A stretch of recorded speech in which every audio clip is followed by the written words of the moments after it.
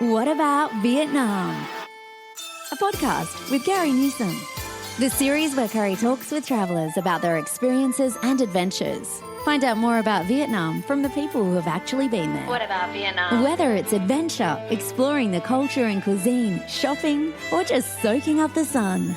Let Carrie and her travellers pave the way for a magical holiday in Vietnam. What about Vietnam?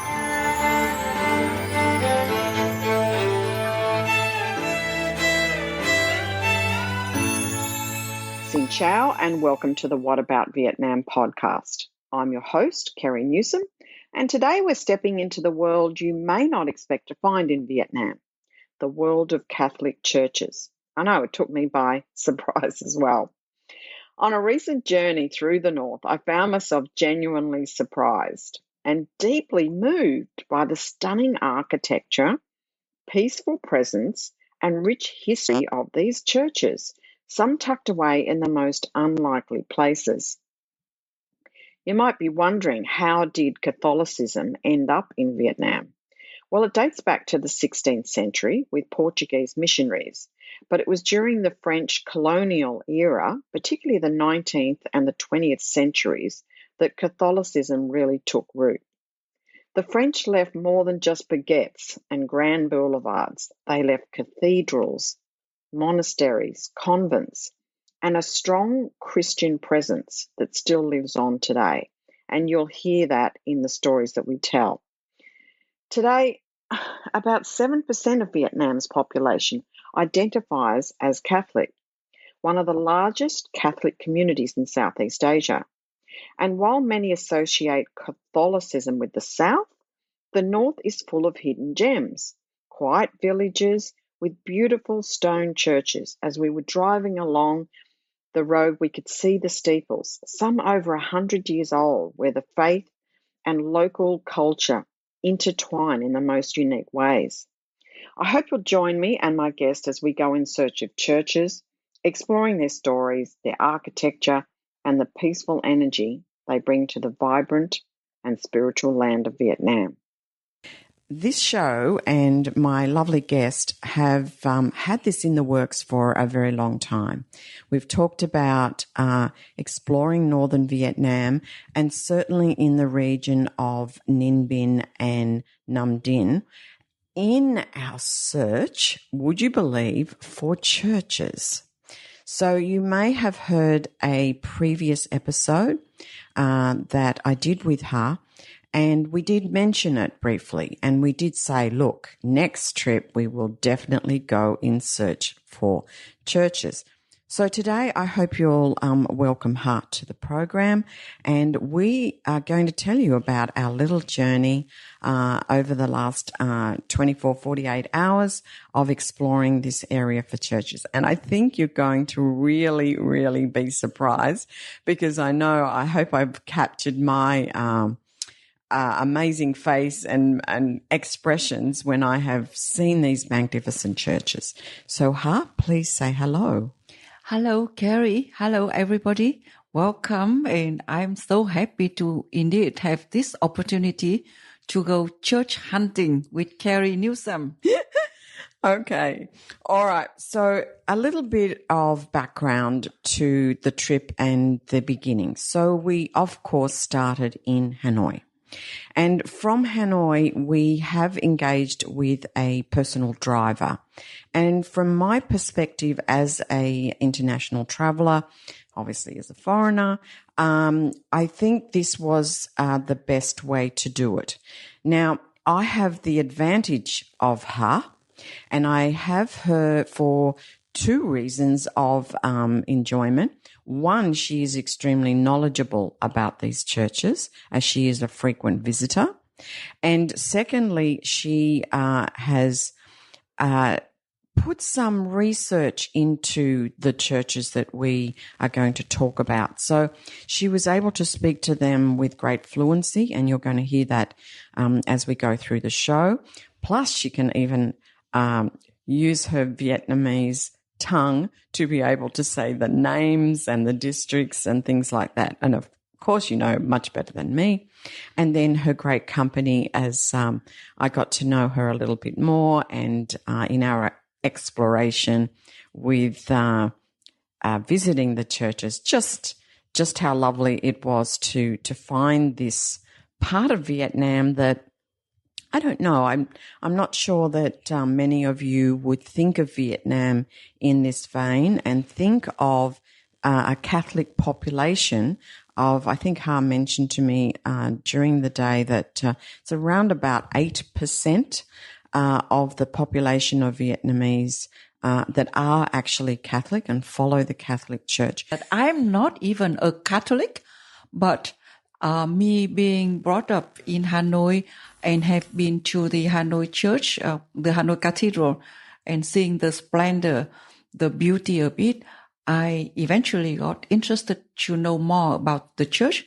And I have to admit that I didn't really understand the differences between Catholicism and Protestantism up to I was quite a young adult.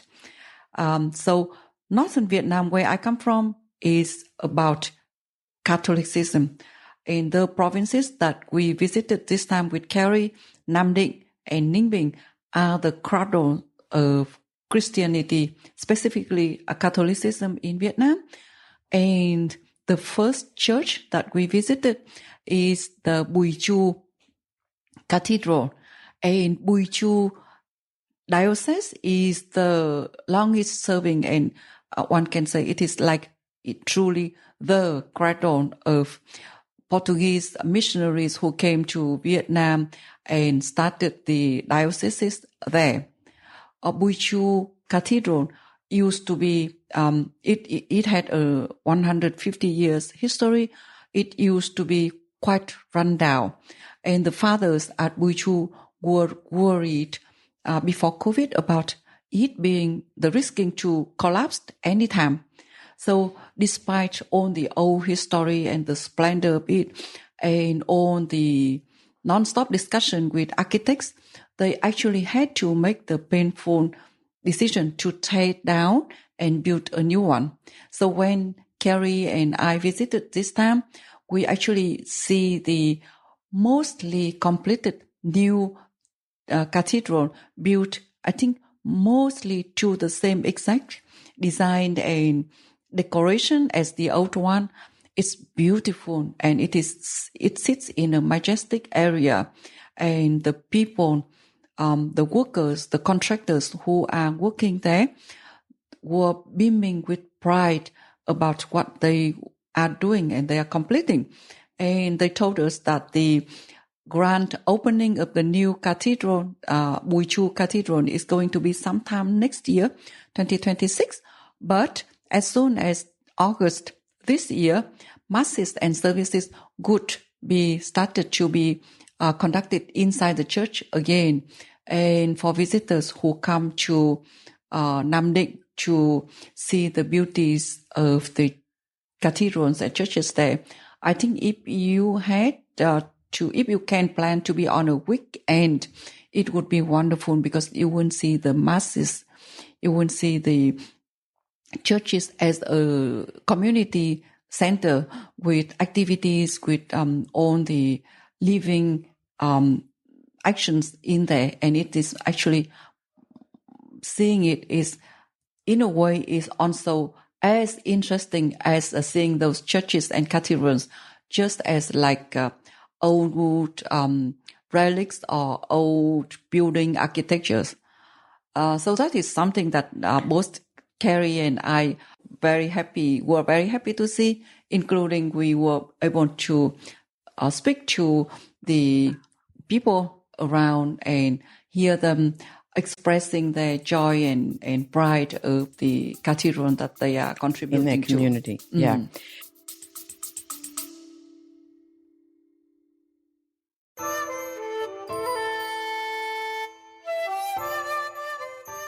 You may see at the beginning of the show notes in the podcast channel that you're listening from some words that say text me a message. It's a great idea, don't get me wrong. I love hearing from you, and whether that's your thoughts on the episodes, some questions, messages of appreciation. I I just love the feedback. It's really great.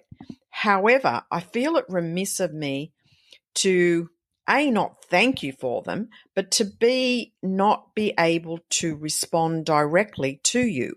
So if you have sent me a question, and I've got lots, and you haven't heard from me, there's a really good reason why. I actually don't have the ability in the technology to respond to you. They kind of expect that you would or I would answer the questions in the form of a show. And there's just kind of too many, and I just think it's just too personal not to do it that way. So I wanted to alert you to the fact that if you do send me a message through that connection option, I'm not going to be able to respond to you directly. So if you do have a question, and it is time sensitive, or you want to send me any kind of message, can I suggest the following 2 ways? 1, send me an email to whataboutvietnam@gmail.com. That is the email address that I have the most constant access to, and I will aim to get back to you ASAP. Secondly, if you go to the website for the podcast, which is whataboutvietnam.com, if you scroll right to the bottom, there is a chance for you to leave a voice message. Now, in that voice message, I can respond to you equally with a response in voice. So if you want a quick response, that's your next best way. But I just wanted to get this into the show, make you aware of this, as it really is becoming problematic. And I've just got too many, and I can't kind of go naming people and answering each question. That's just a little bit silly. So if you have sent me a text message before and you're waiting on a message back as a response, I'm so sorry. I cannot do that. But if you want to send the question again, I'd be more than happy to answer.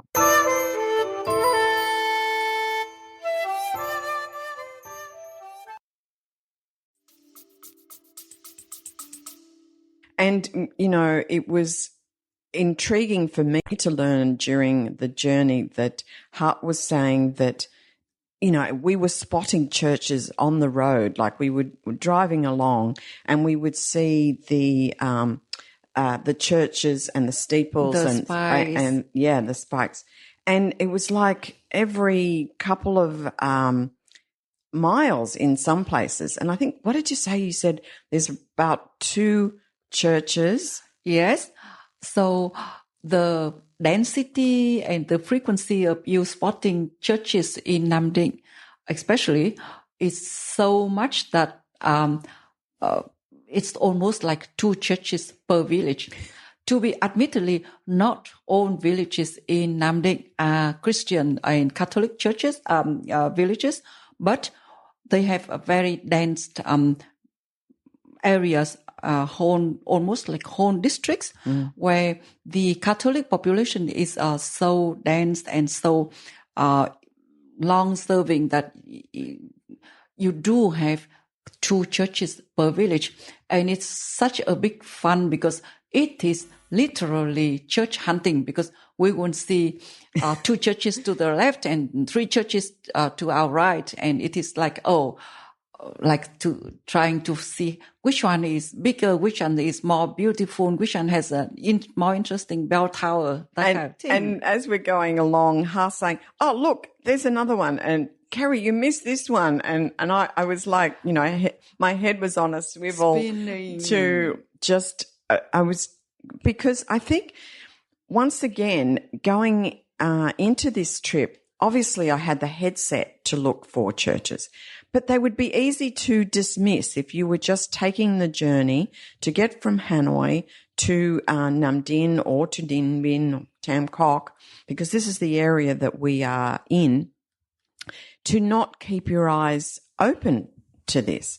And what was lovely about this cathedral in particular, we happened to have a short conversation with the father that was there. Unfortunately, my my French is very poor as my Vietnamese. So Hart did a great job to sort of say hello and tell the father about what we were doing. But we made the comment about the construction and some of the decisions to make it all look perfectly new and all the rest of it next to the older collapsed part of the building. And obviously with that age and sure, it is destruction and it can't be sustainable, but it shows the history. You can see the history in the brickwork and what is left. So we were able to wander around the grounds. We weren't able to actually go inside because of the construction, but it began our journey, and we went on a little bit further and we went on to explore the Basilica. As you would know with a Basilica, it is recognized by the church as an official part of their of the religion and recognized by the Pope and all the rest of it. So over to you, Ha, about let's talk about that beautiful basilica. Yes. So we have 4 basilicas in Vietnam, 2 in the north, 1 in central Vietnam, and 1 is right there in the center of Saigon. So it is actually for you to find out more about the 4 basilicas. But this time, Carrie and I, we were able to visit Phu Nhai Basilica. And it is, I think, number 2 or number 3 largest Catholic churches in Vietnam. And Phu Nhai Basilica is also famous because it appeared in many films and documentaries in Vietnam. And when you are either in Bùi Chu Cathedral or Phu Nhai Basilica, you would be easily thinking that you are not in Vietnam. The Gothic architecture, all the details, all the design and decoration, on the bas relief on the walls surrounding the basilica are European, are so like even like Greek in some ways. So it is kind of intriguing to look further and see rice fields and some very non-Vietnamese edifices being there. And the basilica is wonderful that in the sense that it is truly the center of that community. And we were able to walk around and the children running around, and families next door to the basilica creating beautiful bonsais and living cross using like ornament trees and plants. So all those smaller details add to the living beauty of a basilica in a thriving community. And I'm sure that many visitors could also, we would recommend you also to walk around, and many of the houses are actually open and people are very welcoming, people to come in, and whether you are a Catholic like them or you are not, like in my case, they would be like very, very willing to tell you about the basilicas, the importance of it in the community. Was that the one where we went to the very elaborate houses very close by? We did. It's actually next door. Yeah. Yes, next door. Because the grounds were immaculate. They were well maintained. The bonsais were beautifully crafted. Hannah tells me that the area is well known to have bonsai masters who do take great care in looking after the bonsais because they are everywhere. And what was crazy and kind of doing my head in a little bit is that you can be forgiven for thinking, am I still in Vietnam? This looks and feels like it could be somewhere in Italy, because the craftsmanship is Gothic, is Roman, is Catholic in every sense of the word. So what you are seeing in some of the statues and some of the engravings and some of the architecture. There's nothing that they have adapted to make it look Vietnamese. It's the other way. It's made to look very, very, very Catholic and obviously religious. I really hope that since Vietnam starts to have the representative of the Pope residing in Hanoi since 2022, one day the representative of the Pope would be able to come and visit these magnificent basilicas around the country.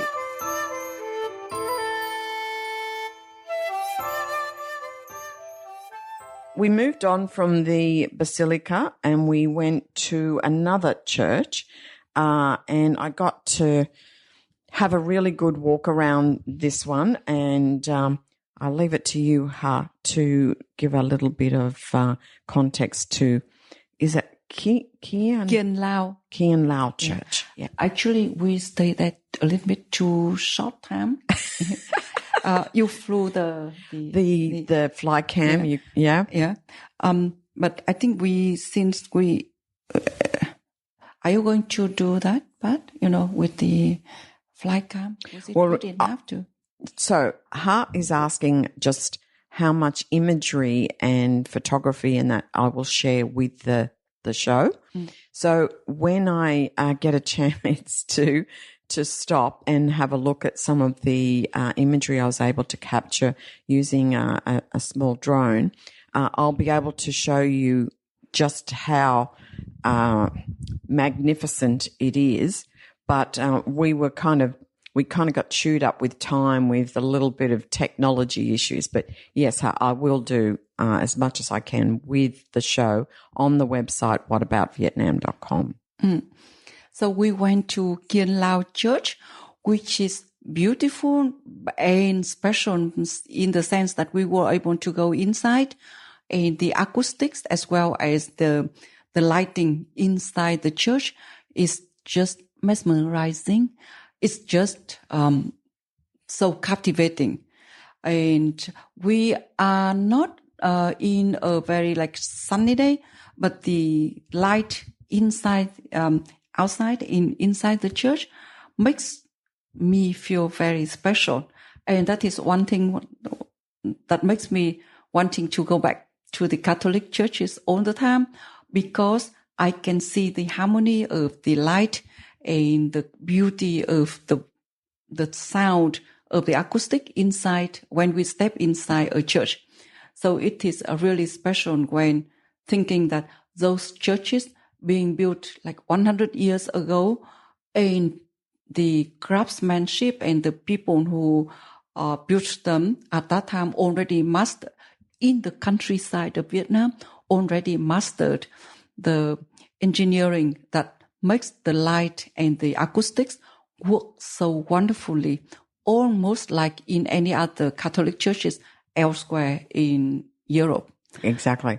Was this the one where we, the children were singing and we caught the children? Yes. Oh, that was such a lucky chance. That was so beautiful.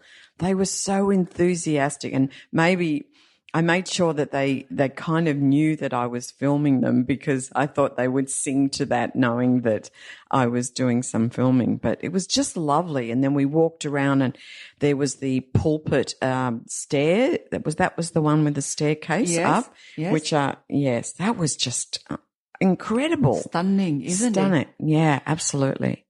For visitors, I think if you can time your time to Kien Lao Church or some of those bigger churches at after 11 in the morning, at around before lunchtime, I think you have a very good probability catching those children's choir, practicing singing, chanting in the church, because that is when they came back from their morning school and they would have church class hours quickly.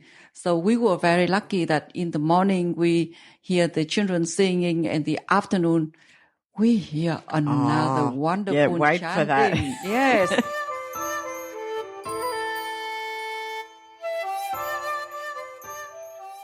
the next church, and this one was very, very different.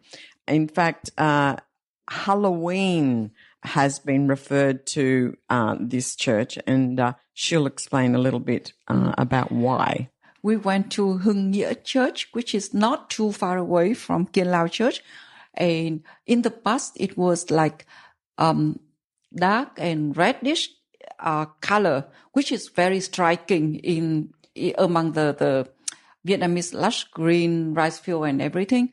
But this time when we visited it, it's painted, being painted, yes, dark black. Yeah. And in another striking way, because some of the decoration details are intentionally, I think, painted red and white. And so the contrast is striking. And it is a super big complex of a church.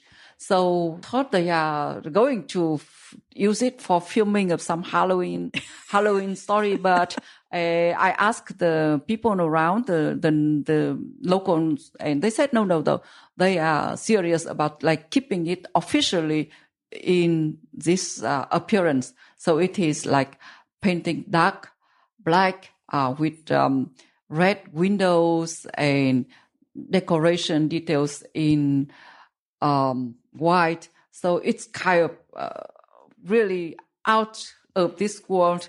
And the photo, you'll see what we're talking about with colours, because I don't think I've ever seen a black cathedral ever. But this one, it's not quite finished.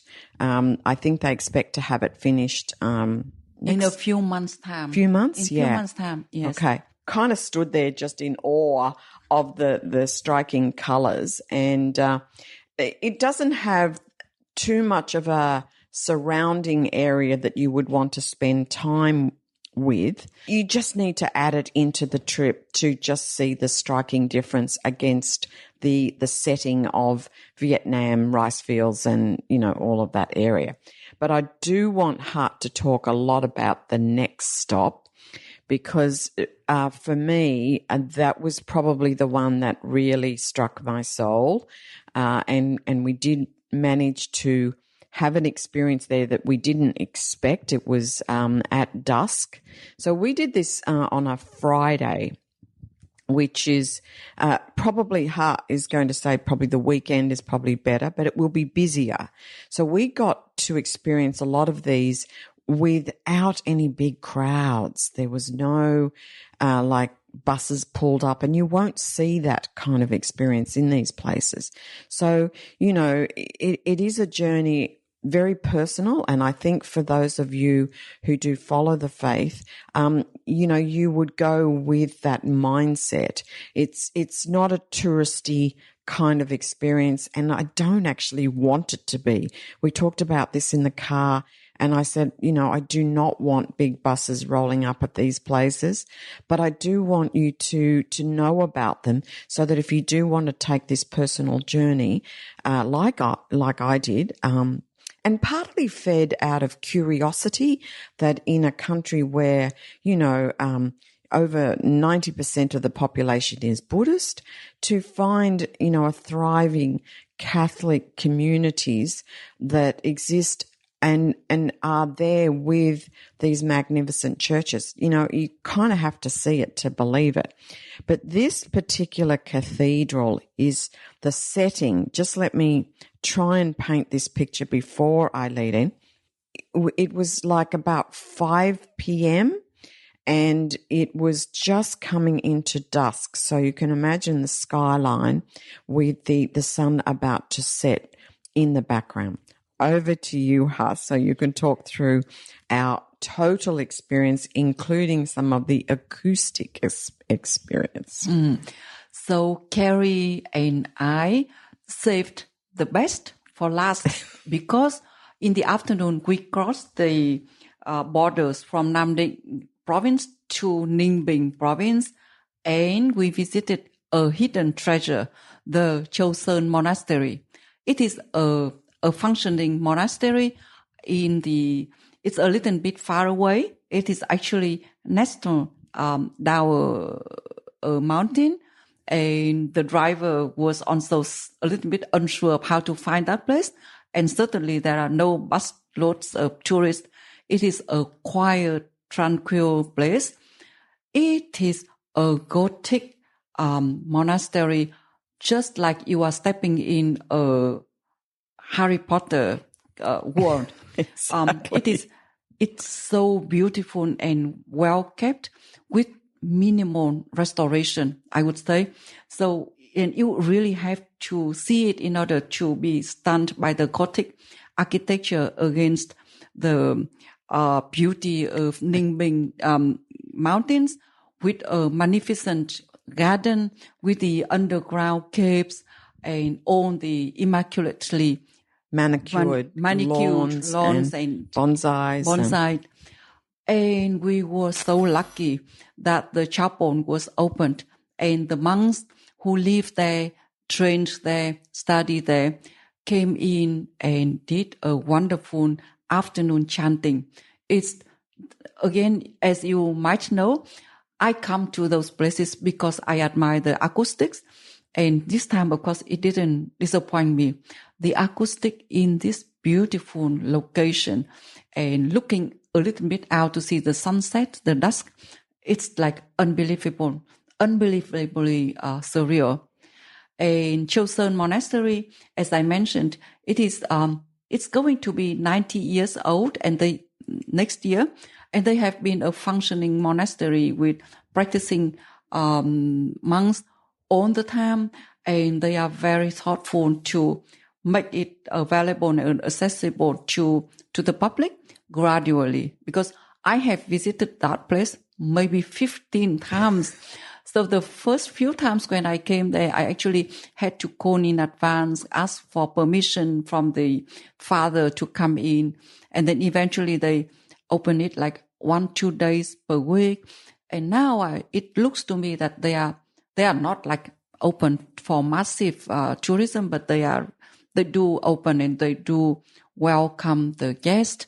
And it is pretty far away. It is pretty unwell known yet, but it is truly somewhere you really won't feel that you touch the beauty of your spiritual soul, and the setting is there for you to really to see the grandiose of nature with thoughtfulness of people. And we caught some rabbits in the gardens. And because the roosters fighting and the roosters nicely. And, I mean, the gardens are just something else, in addition to the actual church itself. So it's a place where you could spend and you should allow a little bit more time, I think. Now, Hart was surprised that we were able to be there at about 5 o'clock and experience the chanting of the monks. And we don't know yet. We're going to do a bit more research around whether that is actually typical, because she was kind of told it's normally at 2 o'clock, not at 5 o'clock. And I kind of put my two bobs in the sense that I was trying to go at dusk because I wanted the colours of dusk in the sky to surround this area. And I was right. When we were there and I was taking photos and doing a little bit of video, it was just mesmerizing, the color mixtures and the feeling. I could have spent more time there, and I wish we did have more time. And that's going to lead into the next thing I want to talk about is timing, because we were able to fit those 5 in that we've just talked about in the day. Now, if you pushed yourself, but still add in time for lunch and to come back to wherever you're staying. Now, we're staying at the Emeralda in Tam Cock, and I have to say we were really impressed. It's really only been open here for a couple of years, but the setting of it and where it is. Once again, I'm going to try and put as much imagery and photos, because I did go a bit nuts with the photos and the video. So please watch the social pages, and you can talk to me anytime, reach out, and I can give you some more information about these places. But specifically, I do want to talk about the timing and the time allowance that you should consider when you're putting your trip together from Hanoi to visit this area. So today we have an experience where we're going to see one more, and I'm going to ask her to talk about this one because we won't get to come back on the microphones again in today to actually talk about the experience. I will add in a little bit more later when I get back home to add to the actual full show to tell you how I experienced it. But because she's been before, she's going to be able to tell you about it from her experience. So today we have one more. That means that in 2 days, 1 night, we will have seen 6, and that is allowing me time to get back to Hanoi and Hanoi Airport. Now, personally, now that I've done this, I probably would be recommending you to do 2 nights and take your time, and with your driver and with your guide, allow yourself a little bit more time at these places.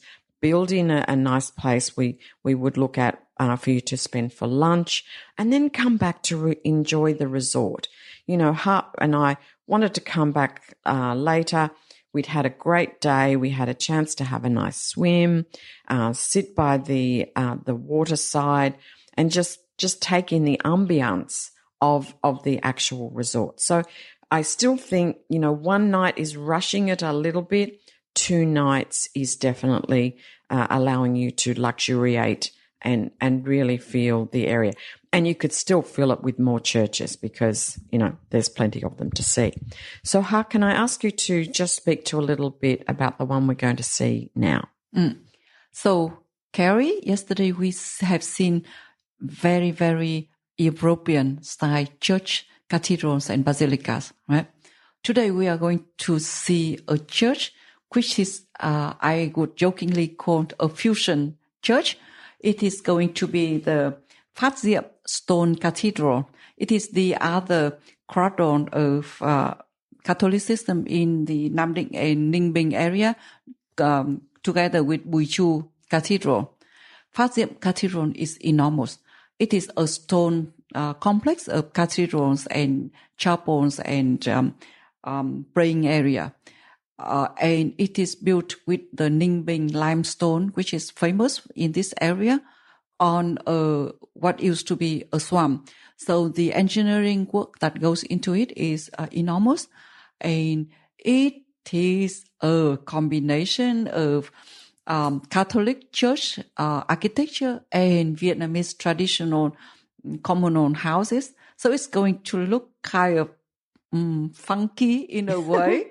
Very traditional, but also very unexpected and like very intriguing in many ways. It's modernistic as well. And like if the nuns there would explain to us why certain things are designed or made a certain way, and the story behind all those smaller details are also exciting. So I look forward to go with you in a few minutes to that place. And for sure, please do add more of your own feeling and impression of Phát Diệm Stone Cathedral to our podcast, Carrie. For sure. So the other aspect of the trip that it has brought to me is that you definitely could add more churches into your experience. Like we have done only a small snapshot. We have not even done 1% of these over 600 churches in Nam Định province alone, right? Okay. So we have 99% more churches to see. So you're now getting the gist that this is, a snapshot of what is open to you to explore, and we could build that in. For the purpose of your planning, I would, as I said, have a look at just how much time you have on your hands to explore this region. The lovely thing about this region from Hanoi is that it is still only in the vicinity of 2-3 hours in time. So it's not like having to go on those bigger trips where you're going into Yen Bai or you're going to Mu Kang Chai, or where it's, 5, 6, 7 hours each way, which chew up a lot of time. So this is like some magic very close to Hanoi. I will put in the show notes and list the cathedrals and the basilicas and the churches that we did see. You, as I said, can reach out to me anytime and I can access the right information to build in more if you wanted to do a specific church tour, because there is no church tour that you can kind of just buy off the shelf. And I think that's good. I think it should be something that, we craft for you as a person, as an individual, as a person who follows the faith maybe, or like her, who doesn't follow the faith.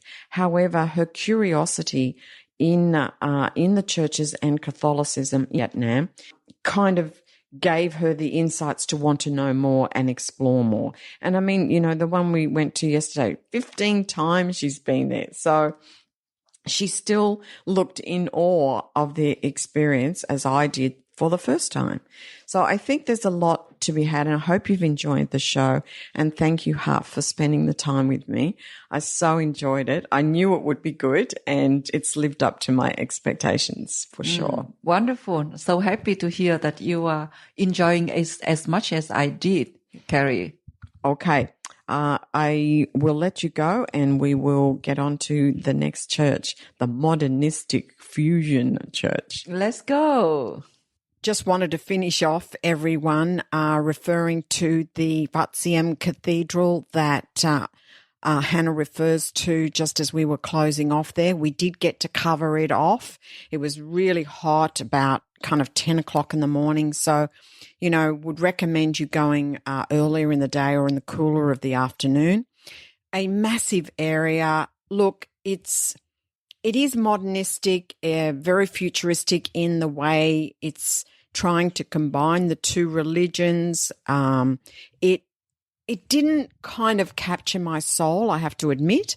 However, to see just the expansiveness, the level of detail that obviously the architects have gone to try and combine them as best they can is really quite amazing. It is a big area, so you really need to allow plenty of time to walk around it, to get the gardens and just the full area. They do run masses, and you can look up their times to attend those masses. It was truly impressive, but as I said, did it kind of do it for me? Probably not as much as the others did that we covered off yesterday. And because there's so many more to cover, I probably wouldn't include this one. I'd probably go seeking some others that we didn't get to do on this trip. That's not to say we won't do it in the future. However, just wanted to cover this off as Hannah said, we were going and she was very excited to see this one again. I hope you've enjoyed the show. We have covered off quite a lot, and please reach out if you need any further information. I look forward to bringing you future shows of the What About Vietnam podcast, and just want to say thank you for listening. Thank you for listening. Check out the episode notes for more information. What about Vietnam? Don't forget to subscribe, rate and review, and stay tuned for more fun adventures in Vietnam.